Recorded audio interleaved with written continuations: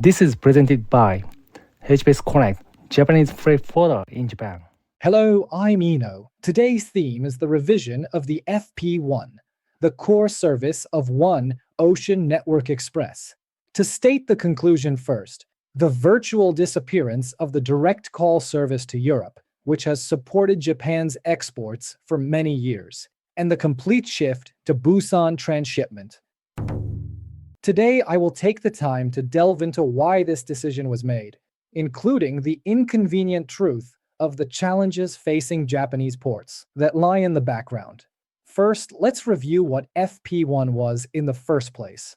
FP1, officially the FP1 Pendulum Service. It was an ultra-long haul route that shuttled between three continents, Europe, Asia, and the North American West Coast, like a giant pendulum. For Japanese shippers, this had been a very reliable service.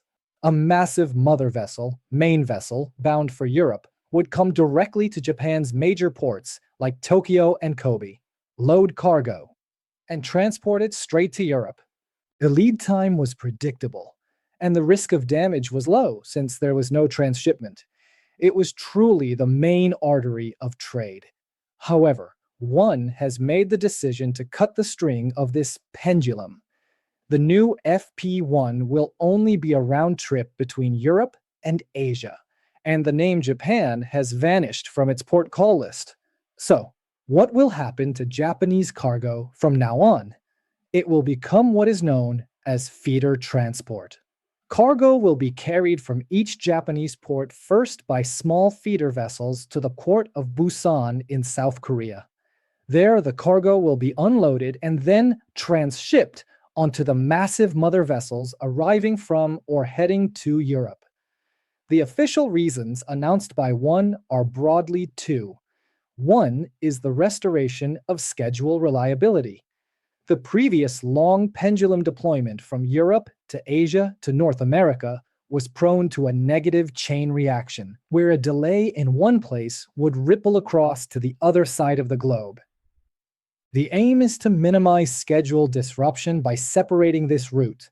The other is geopolitical risk. Due to the worsening situation in the Red Sea, the route around the Cape of Good Hope at the southern tip of Africa, bypassing the Suez Canal, has become standard. As the voyage distance lengthens and the number of required vessels increases, inefficient operations are no longer tolerable. But now, we come to the main point. Especially those in management and on the front lines of logistics will realize that these are not the only reasons. Why is it via Busan and not departing from arriving in Japan? Why is One, a Japanese shipping company, skipping, omitting port calls in Japan? Here lies the four structural challenges facing Japanese ports that Japan must confront. I believe this decision is inevitable from a global perspective and highlights the decline in Japan's port competitiveness. Let's explain them in order. The first challenge is the decline in cargo volume.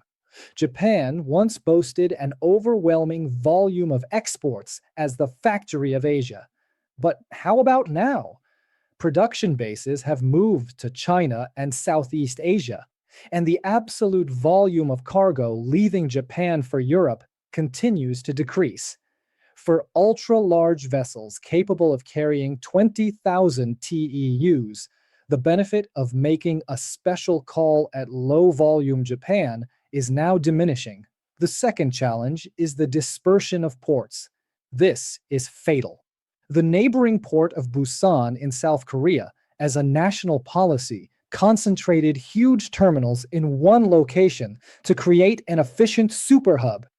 In contrast, Japan's major ports, Tokyo, Yokohama, Nagoya, Osaka, Kobe, are dispersed. The industry refers to this as the absence of a super central port. The operation where massive vessels stop at every station, making small calls at various Japanese ports to pick up cargo, is simply too inefficient in this day and age. Next is the third challenge: cost and convenience. The Port of Busan operates 24/7, has low transshipment costs, and has completely established its position as Asia's hub port. While Japanese ports are making improvements, they are significantly lagging behind Busan in terms of global competitiveness. For one, the judgment inevitably becomes, is cheaper in terms of cost and easier to operate if all cargo is consolidated in one place, Busan, rather than collecting it from various locations in Japan. And finally, the fourth challenge is geographical loss. Picture a map. From Europe's perspective, Japan is located at the farthest end of the Asian shipping route, while turning back in China or South Korea shortens the number of days. Coming all the way to Japan results in an additional few days of loss for the round trip, especially now, with the increased voyage distance due to the Cape of Good Hope route. Shipping companies desperately needed to cut this extra few days of round trip to Japan. What do you think? The FP1 revision is not just a schedule change. It is a manifestation of the reality that Japan is no longer Asia's main street, but a single station on a local line. To all logistics managers, what is your strategy going forward?